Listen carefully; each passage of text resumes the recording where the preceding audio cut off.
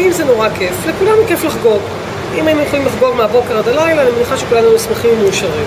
אבל כמו בבית, וכמו במקומות עבודה, גם לעיר אין תקציב בלתי מוגבל, התקציב הוא מוגבל, ותמיד יש שאלה של סדרי עדיפויות. אני יכולה לבזבז, תאמינו לי, את הכסף של ראשון לציון מעכשיו לעכשיו ולא שום כלשהי, על דברים שלא יישאר מהם שום זכר, שהם אבק, שהם זיקוקי דינור, שהם אוויר חם שנעלם, דיקטים שאחר כך אין להם זכר ושארית ותוכן. ותפיסת העולם שלי היא שונה. אני חושבת שאפשר להיות צנועים יותר באירועים.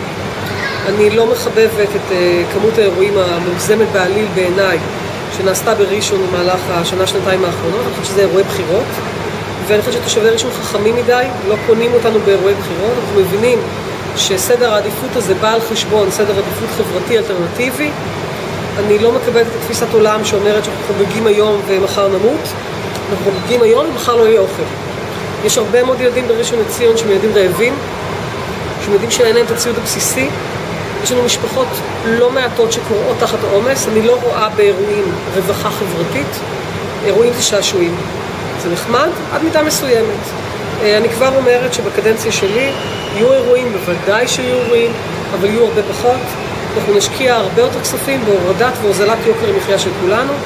אני הייתי מעדיפה לקנות טאבלטים ולפטופים לילדי ראשון לציון, במקום לעשות עוד כמה אירועים בפארק. אני חושבת שזה סדרי עדיפות נכונים יותר. הייתי מעדיפה להוזיל קייטנות וצהרונים, במקום עוד כמה אירועים על החוף, והייתי מעדיפה לתת יותר מועדוני גמלאים ויותר מועדוני צעירים ויותר הכשרות מאשר עוד כמה אירועים בכיכר.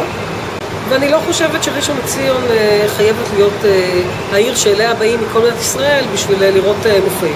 וזה מה שקורה כרגע, דרך אגב. אנחנו מערכים בעיקר והרבה מאוד אנשים מחוץ לעיר שבאים לראות את האירועים אצלנו בחינם, כשאנחנו יכולים להחזיר את הכספים על התושבים.